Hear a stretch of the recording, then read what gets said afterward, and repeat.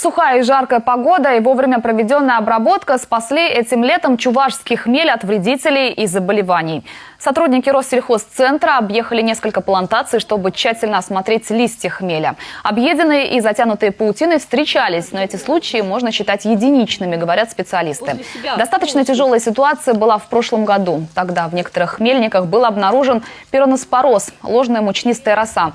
Из-за него чуть не погибла четверть растений. Это при том, что хмель в Чувашии выращивают всего-то на 112 гектарах. Когда вот жара стояла, там была опасность клещей, паутинного клеща.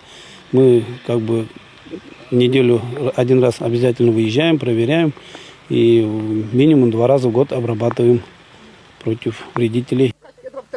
Кроме паутинного клеща, на хмель покушается и конопляная бложка. Она хорошо размножается как раз при высокой температуре и низкой влажности и способна уничтожить до 25–30% урожая. Хотя в целом считается, что хмель очень устойчив и к болезням, и к вредителям. Учитывая уроки прошлого года, в этом плантации вовремя обработали. Как говорят аграрии, если летом потерять хотя бы один день, то можно вовсе остаться без хмеля.